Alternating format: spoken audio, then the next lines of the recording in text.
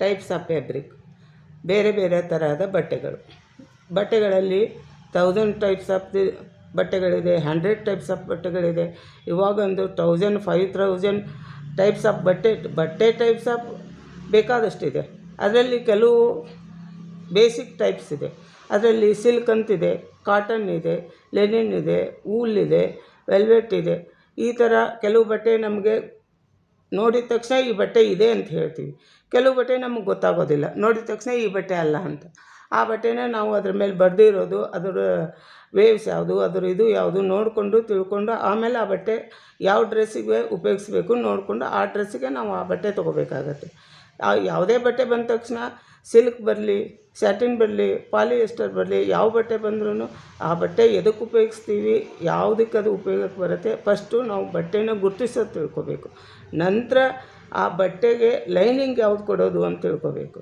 Lining cotton ಇದ್ದರೆ ಕಾಟನ್ನಲ್ಲಿ types of cottons ಇರುತ್ತೆ, ಸ್ಯಾಟಿನಲ್ಲಿ types of satin ಇರುತ್ತೆ, ಸಿಲ್ಕಲ್ಲಿ ಟೈಪ್ಸ್ ಆಫ್ ಸಿಲ್ಕ್ ಇರುತ್ತೆ. ಯಾವ ಸಿಲ್ಕ್ ಬಟ್ಟೆಗೆ ಯಾವ ಥರ ಲೈನಿಂಗ್ ಕೊಡಬೇಕು, ಯಾವ ಇದನ್ನು ಡ್ರೆಸ್ ಈ ಡ್ರೆಸ್ಸಲ್ಲಿ ಹೊಲಿಬೇಕು, ಲೇಸ್ ಬಟ್ಟೆ ಇರುತ್ತೆ, ಲೆದರ್ ಬಟ್ಟೆ ಇರುತ್ತೆ, ಲೆದರ್ಗೆ ಯಾವ್ದು ಕೊಡಬೇಕು, ಲೆದರ್ಗೆ ಯಾವಾಗಲೂ ಕಾಟನ್ ಕೊಡಬೇಕಾಗತ್ತೆ. ಬೇರೆ ಬೇರೆ ಬಟ್ಟೆಗೆ ಬೇರೆ ಬೇರೆ ಲೈನಿಂಗ್ಸ್ ಕೊಡಬೇಕಾಗತ್ತೆ. ಈ ಬಟ್ಟೆ ಯಾವ ಡ್ರೆಸ್ಸಿಗೆ ಉಪಯೋಗಿಸ್ತೀವಿ ಆ ಡ್ರೆಸ್ಸಿಗೆ ಯಾವ ಥರ ಲೈನಿಂಗ್ ಕೊಡ್ತೀವಿ ನೋಡಿಕೊಂಡು ತಿಳ್ಕೊಬೇಕಾಗತ್ತೆ. ತಿಳ್ಕೊಂಡ್ರೆ ಉದಾಹರಣೆಗೆ ನಾನಿಲ್ಲಿ ತೋರಿಸ್ತಾ ಇದ್ದೀನಿ, ಇದು ಸಿಲ್ಕು. ಈ ಸಿಲ್ಕು ಶಾರಿಗೂ ಬರುತ್ತೆ, ಕುರ್ತಕ್ಕೂ ಬರುತ್ತೆ ಈ ಸಿಲ್ಕ್ ಉಪಯೋಗಿಸೋಕ್ಕೆ. ಅದೇ ಇದರಲ್ಲಿ ಟೈಪ್ಸ್ ಆಫ್ ಸಿಲ್ಕು ಇದು ಬ್ಲೌಸಿಗೆ ಬರುತ್ತೆ.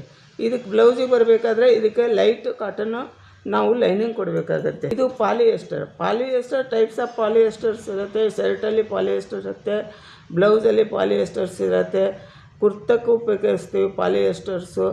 ಈ ಥರ ಪಾಲಿಯೆಸ್ಟರ್ಸ್ ಬೇರೆ ಬೇರೆ ಇರುತ್ತೆ. ಕೆಲವಕ್ಕೆ ಲೈನಿಂಗ್ ಕೊಡಬೇಕಾಗತ್ತೆ, ಕಾಟನ್ ಲೈನಿಂಗ್ ಕೊಡಬೇಕಾಗತ್ತೆ, ಬೇರೆ ಟೈಪ್ಸ್ ಆಫ್ ಲೈನಿಂಗ್ಸು ಇದಕ್ಕೆ ಉಪಯೋಗಿಸಿ ಇದನ್ನು ಎದಕ್ಕೆ ಉಪಯೋಗಿಸಿ ನೋಡಿಕೊಂಡು ಮುಂದೆ ಇದಕ್ಕೆ ಡ್ರೆಸ್ಗೆ ನಾವು ಡ್ರಾಫ್ಟಿಂಗು ಕಟ್ಟಿಂಗು ಮಾಡಬೇಕಾಗತ್ತೆ. ಇದು ಕಾಟನ್ ದಪ್ಪ ಇದೆ, ಇದು ನಮಗೆ ಲೈನಿಂಗಿಗೆ ಬರುತ್ತೆ, ಪೆಟಿಕೋಟಿಗೆ ಬರುತ್ತೆ. ಈ ಥರ ಯಾವುದು ಎದಕ್ಕೆ ಬರುತ್ತೆ ಬಟ್ಟೆ, ಅದನ್ನು ಟೈಪ್ಸ್ ಆಫ್ ಬಟ್ಟೆ ಯಾವ ಟೈಪ್ಸ್ ಇದು ಬಟ್ಟೆ, ಯಾವ ಬಟ್ಟೆ ಇದು ಅಂತ ತಿಳ್ಕೊಂಡು ಮುಂದೆ ಇದಕ್ಕೆ ಯಾವ ಥರ ಲೈನಿಂಗ್ ಕೊಡಬೇಕು. ನಾನು ಲೈನಿಂಗ್ ಗೈಡೆನ್ಸ್ ಇಲ್ಲಿ ಕೊಟ್ಟಿದ್ದೀನಿ, ಬೇರೆ ಬೇರೆ ಟೈಪ್ಸ್ ಆಫ್ ಬಟ್ಟೆ ತೋರಿಸಿದ್ದೀನಿ, ಬಟ್ಟೆ ಯಾವುದಿದು ಅಂತ ಹೇಳಿದ್ದೀನಿ. ಕೆಲವು ಬಟ್ಟೆನ ಬೇಸಿಕ್ ಬಟ್ಟೆಗಳ ಹೆಸರು ಗುರುತಿಸಿದ್ದೀನಿ. ಅದನ್ನು ನೋಡಿಕೊಂಡು ಅದೇ ಥರ ಲೈನಿಂಗ್ ಕೊಟ್ಕೊಂಡು ಅದರಲ್ಲೇ ಡ್ರಾಫ್ಟಿಂಗು, ಸ್ಟಿಚ್ಚಿಂಗು, ಫ್ಯಾಬ್ರಿಕ್ಸ್ ಯಾವ ಥರ ನಾವು ಡಿಸೈನ್ ಮಾಡಬೇಕು ನೋಡ್ಕೊಳ್ಳಿ.